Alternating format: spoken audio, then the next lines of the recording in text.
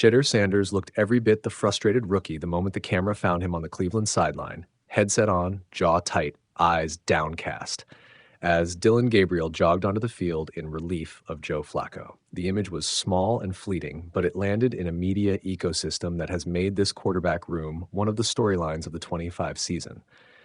For fans and front office observers alike, the snapshot crystallized a bigger reality. A talented, publicity-heavy rookie is watching from the edges while an aging veteran struggles to hold the job. Let's unpack what that sideline moment really means, how the Browns should handle it, and why patience mixed with pragmatism is the only smart course for a franchise that still wants to win now. First, context. Cleveland entered 2025 with a crowded, noisy QB room. Joe Flacco, 40, was signed as a veteran bridge. Dillon Gabriel was drafted earlier and is the immediate backup. Shedeur Sanders, a fifth-round rookie whose college tape and name recognition make him a media magnet, slid into the roster as a developmental piece. The Browns, for now, prioritized Flacco's steadiness and experience over gambling on rookie volatility. That decision made sense on paper. A 40-year veteran who can manage games and mentor younger players buys the team time while the defense and run game carry the load. But on the field, the offense hasn't rewarded that conservative approach. Through 4 games, the Browns' offense has been anemic, and Flacco's numbers are ugly enough to fuel legitimate doubt. Low completion percentage, high sack totals, turnovers at inopportune moments. The Browns are 1-3 and offensively stuck. That creates pressure not only from the fan base and media, but also from inside the building. Enter the optics of Shedeur's expression. It's not just disappointment. It's a public symbol that the internal clock on the quarterback carousel is ticking faster than the front office would like. Shedeur's posture hasn't helped quell that heat. He has publicly said he feels ready and suggested bluntly that he could outperform the league's current crop of quarterbacks. Those comments are confident and borderline combustible.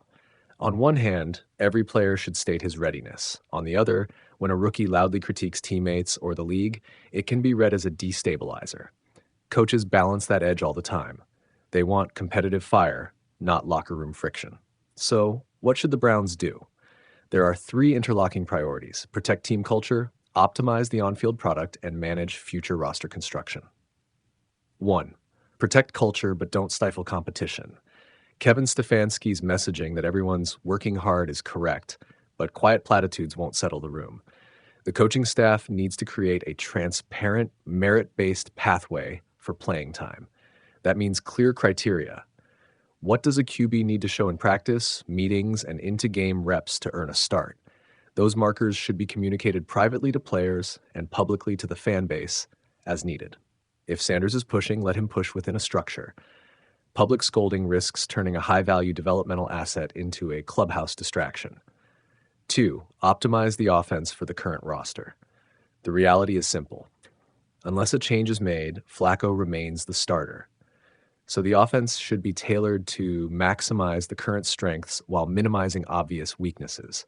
That means quicker throw selection, more play action to buy time, heavier reliance on the run and short to intermediate passing game, and creative personnel packages that produce mismatches for whichever receivers are available. This isn't just about masking flaws, it's about giving whoever is under center the best chance to succeed while the team evaluates longer-term options. Number 3, use every avenue to evaluate alternatives. The Browns must find meaningful ways to grade Gabriel and Sanders under game-like pressure. That could be in scripted series late in favorable matchups, specialized in-game packages for Gabriel that play to his strengths, or increased scout team reps that simulate upcoming opponents. If the offense continues to struggle, the calculus changes quickly. Both Gabriel and Sanders become legitimate considerations. But making a mid-season starter swap is a consequential decision. It should be driven by tangible evidence, not social media pressure. What about the optics for Sanders? He'll be judged on 2 fronts: maturity and performance. His confidence is an asset. Untethered confidence that becomes a narrative about entitlement is not. The Browns can manage that by giving him controlled opportunities to contribute. Special packages, situational reps, get him in the game snaps, and by asking him to be a model pro in approach. If he responds by being coachable and production driven, the sideline footage becomes a footnote. If he doubles down on public chest thumping without showing results, momentum can swing against him fast. For Jackson Dart comparisons and for the quarterback market as a whole, this is a common storyline in modern NFL life. Rookie hype meets veteran patience. Teams that integrate young quarterbacks successfully do two things well. They insulate the rookie from destructive media pressure, and they give him stepwise progression that builds confidence. The Browns must decide whether they want to be a patient incubator or a team that forces a rookie's hand early. Their roster construction, playoff windows, contractual realities, and defensive identity should guide that choice. Finally, there's a simple truth about timing. The Browns still need wins. If Flacco stabilizes and the offense improves with schematic adjustments, patience will be rewarded. If he continues to struggle and the team's playoff odds evaporate, the pressure to pivot will mount quickly. That's when Gabriel's and Sanders' stock will matter most. The smart approach is to create evaluable experiments now. Targeted packages, scripted drives, mid-game trials, and lower-risk moments, so the front office isn't making life-or-death calls off of highlight reels and hot takes. The image of Shedeur looking dejected as Gabriel enters the game may be a small moment, but it's an honest one. It reveals a roster in transition and a rookie who believes he belongs. How the Browns steward that belief, with structure, opportunity, and firm expectations, will determine whether that sideline look becomes a prelude to a breakout career or a cautionary tale about impatience and optics in the modern NFL.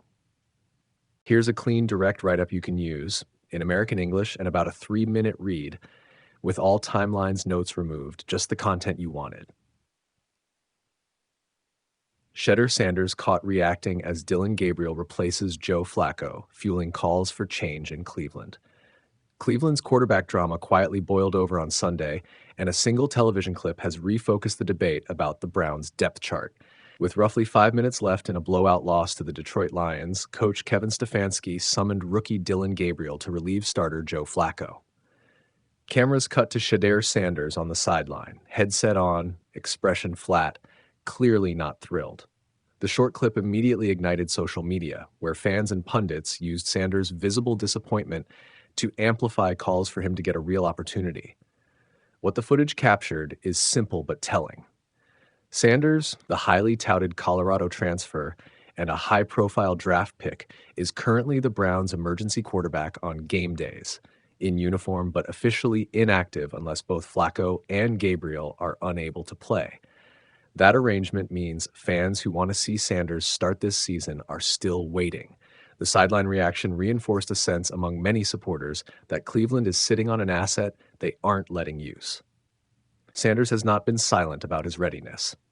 "I know if you see the quarterback play in the league right now, I know I'm capable of doing better than that," he said this week. "There's obviously a lot of teams that would be playing me, but that's not in God's plan right now. Whatever his plan for me is, I believe in it." The comment, confident and unfiltered, helps explain why his visible reaction to Gabriel's late appearance resonated so widely. But the coaching staff maintains a more measured posture. Stefanski emphasized the organization's developmental approach. "He's doing a good job. I hope all of our guys feel like they're ready, and they're working very hard at it. We do a lot of work with our players, rookies, vets, all our guys, spending every available minute that we have with them, getting them ready physically, mentally." That line suggests Cleveland prefers a deliberate path rather than an abrupt quarterback switch. Meanwhile, Joe Flacco's struggles have been difficult to ignore. Through 4 games, he's completing about 58% of his passes, and the team's offense has been inconsistent. The veteran is carrying a line that includes 2 touchdowns, 6 interceptions, and a pair of lost fumbles. Flacco himself acknowledged the noise, but tried to tamp it down. "I know what I signed up for. Everybody's always being evaluated in this league. That's no different for any position." So where does this leave the Browns? For now, Stefanski appears content to keep Flacco as the starter while continuing to evaluate the young quarterbacks in practice and in brief game appearances. If Cleveland's offense keeps underperforming, the pressure to promote Gabriel or to give Sanders a true on-field audition will only grow louder. The club's Week 5 trip to London is the next scheduled meaningful opportunity for a coaching decision that could shape the rest of the season. Until then, the sideline reaction that went viral is likely to remain a flashpoint, a small moment that summed up a larger tension between a team's patience and a fan base hungry for answers.